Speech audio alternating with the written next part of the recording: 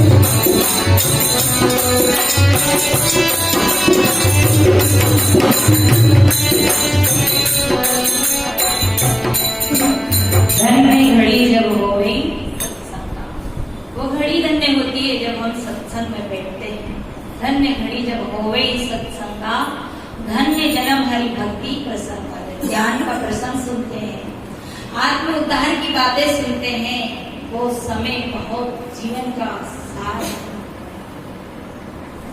और बड़े भाग पावे सत्संगा, ये नहीं कहा कि बड़े भाग पाए पुत्र धन, और भी कहा है कि सत्संगत और हरि कथा जग में दुर्लभ दोई, दारा सुत लक्ष्मी पापी के घर कोई।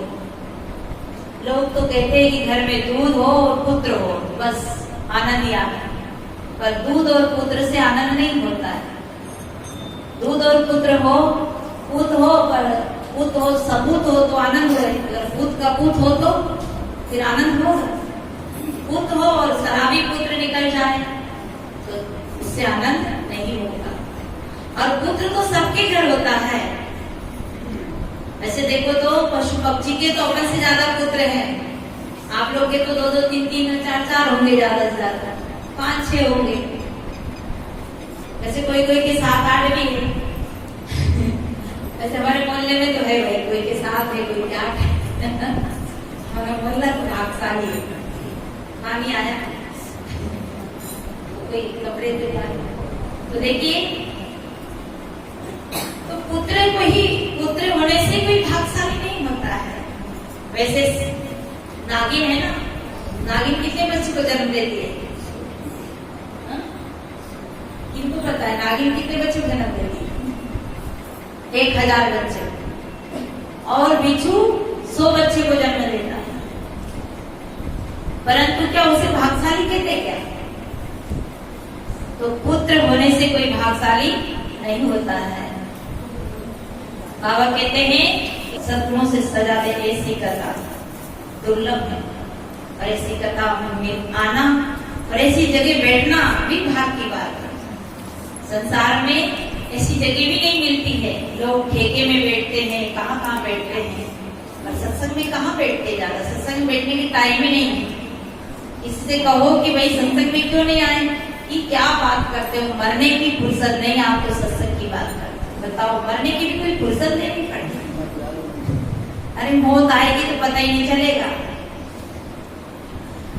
तो बड़े भाग पावे सत्संगा। कहीं ये नहीं कहा कि बड़े भाग धन पा लिया, गाड़ी पा लिया, बिल्डिंग बना लिया, ये नहीं कहा। बड़े भाग पावे सत्संगा। क्यों? क्योंकि बिना ही प्रयास होए मोह भंगा। आपको ज्यादा मेहनत नहीं करनी पड़ेगी। सत्संग के प्रभाव से मोह भंग हो जाता, मोह छूट जाता। कल साहेब जी बहुत अच्छी बात बताए डॉक्टर साहब के ऊपर। वहां गए थे हम राजू के यहाँ मेमनपुर, तो इनसे पूछा होगा साहेब जी ने कि चलो साहेब जी, इनके तो चलने की फुर्सत है ही, चलो साहेब जी। कहाँ चले? बोले घर नहीं जाए। तो घर क्यों जाते? सब लोग तो यही, आप घर क्यों जा रहे? बोले घर देखना। बताओ, इन्हें घर देखना, कब तक देखोगे घर? पूरी सत्संग इनके ऊपर सुना दी कल और बहुत आनंद आया। घर देख रहे हैं। माताओं से कहो कि चलो ना सत्संग में, घर देख रहे। खेत रखवाली रहती है, खेत रखवाली। अपने खेत में एक गिरगिट जैसी रहती है, देखे क्या आप लोग? उसे क्या कहते हैं? खेत रखवाली। और हमारी माताएं घर रखवाली, भाई लोग घर रखवाली। घर छिपकली जैसे हम लोग कई बार सुने होंगे, तो छिपकली उल्टी लटकी रहती है, उससे कहो ना हाथ छोड़, तो छिपकली के नहीं, मैं हाथ छोड़ दूं फिर छत गिर जाएगा। अब बताओ, छिपकली ने छत पकड़ रखा है, अभी डॉक्टर साहब ने घर पकड़ रखा, ये घर ऐसे ही चल रहा है। इन्होंने तो कल बात ही बिगाड़ दी। तो हम सब कहते हमारे बिना हमारा घर नहीं चलेगा। भूल में मत रहना, आपका घर चलेगा नहीं, दौड़ेगा। हमारे देश की इंदिरा गांधी जब मरी थी तो लोग में हाहाकार मच गया था कि अब देश कैसे चलेगा। अब बताओ, देश चल रहा कि चल रहा? अब तो और ऐसा चल रहा कि बस नरेंद्र मोदी ने हिला दिया सबको बढ़िया आराम से। और हमारे मामा जी है ना, नरी वाले मामा जी का नहीं है, शिवराज मामा जी की बात है। बहनों के साड़ी, बहनों के जूता चप्पल के लिए, छतरी के लिए भी पैसा आ गए। बताओ, देश चल नहीं रहा। गरीबों को मकान नहीं था, देखो घर घर में मकान हो गए सबके, डबल मंजिल बन गए। हमारे सामने जमनी भाई ने भी डबल मंजिल बना लिया, इतनी बड़ी बात है। तो देखिए, सब चलता है, केवल आपका जीवन, आपका कल्याण आपके बिना नहीं चलता है। इसलिए सत्संग में आने से, बिना ही मेहनत से मोह भंग हो जाता है। मोह के लिए ज्यादा प्रयास नहीं करना पड़ता, क्योंकि यहाँ संसार की नश्वरता के बारे में चर्चा की जाती है और हम संसार को सत्य मानते हैं। ये दिख रहा है, ये जितना भी दृश्य है, ये प्राणी है, ये पदार्थ है, ये रिश्ते हैं, नाते, ये सत्य दिखता है।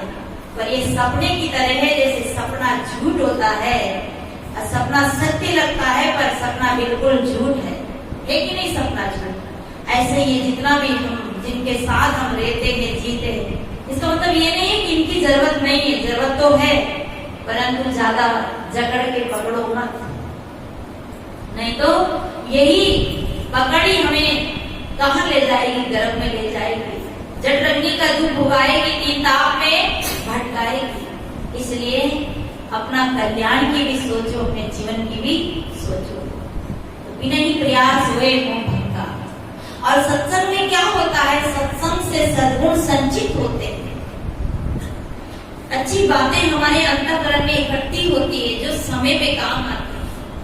जैसे 3 प्रकार के कर्म बताए ना, क्रियामान, संचित और प्रारब्ध। तो ये क्रियामान जो वर्तमान का जो क्रियामान कर्म है ये बहुत सुंदर है। माने यहाँ जो हम बैठे ये क्रियामान कर्म है, यहाँ ना झूठ बोला जा रहा है, न किसी की निंदा की जा रही है, और घर का काम है वो भी छोड़कर चलो ना, थोड़ी दो घंटा तो होता ही, चलो 2 घंटा तो बैठ ही गई, सब काम छोड़ दो। बच्चों की स्कूल की चिंता भी छोड़कर आ गए, टिफिन बनाकर उन्हें गीला करके आ गए। कोई के मन में होगा कि यार आज बाजार है, भैंस खरीदनी थी, पर अब सत्संग खोल दो। तो देखिए यहाँ जो हम बैठे हैं, यहाँ क्रियामान कर्म यानी वर्तमान का जो कर्म है अति सुंदर हो रहा है, अच्छा हो रहा है। हमारा लक्ष्य है महापुरुषों के दर्शन करें, उनकी वाणी सुन रहे। ये 3 घंटा हमारे जीवन का महत्वपूर्ण समय है, पर समझे तो, ना समझे तो गई भैंस पानी। अगर हम समझे तो ये जीवन का महत्वपूर्ण विषय है, और यही शुभ संचिति मनुष्य जीवन में लाएगा, ये पक्की बात है।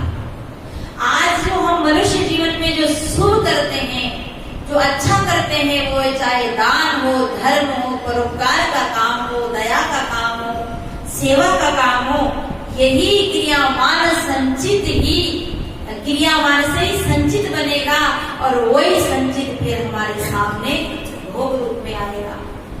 जैसे और मोटे रूप में समझ रहे हम, खेत में नाच बो रहे, वो क्रियामान कर्म है, नींद रहे, खाद बीज दे रहे, क्रियामान कर्म है, और उसे काट कर, कूट कर, निगला कर कोटी में रख लिया, अब तक क्रियामान है। तो कोटी में से निकाल, कोटी में जो भर दिया, डाल दिया, वो क्या है? संचित हो गया, संग्रह हो गया, इकट्ठा हो गया।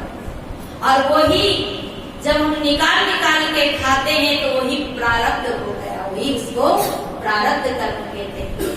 तो आज जो हम वर्तमान में सुंदर जगह बैठे हैं, तो इसका हमारा संचित बनेगा।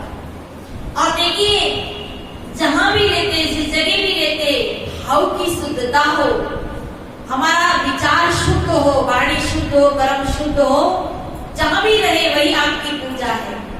मुझे एक महात्माओं का एक उदाहरण याद आ गया। 3 लोग एक मंदिर में काम कर रहे थे, सुंदर मंदिर बन रहा था, और वहां 3 लोग काम कर रहे थे। एक पत्थर तोड़ रहा था, एक मसाला बना रहा था, एक चुनाई कर रहा था। 3 ही क्या थे? मजदूर थे, और कहाँ काम कर रहे थे? मंदिर में काम कर रहे थे। एक पर्यटक आया, कोई विदेश का एक व्यक्ति आया, और उसने उससे पूछा कि भैया आप क्या कर रहे हो? ये हम सबकी बात है, ध्यान देके विचार करना है। तो पहले वाले व्यक्ति से पूछा कि भैया क्या कर रहे हो? तो पहला वाला व्यक्ति क्या बोला? तुम्हें दिख नहीं रहा? मैं भाग का रोना रो रहा हूं, मैं भाग का रोना रो रहा हूं। बोलिए सद्गुरु देव।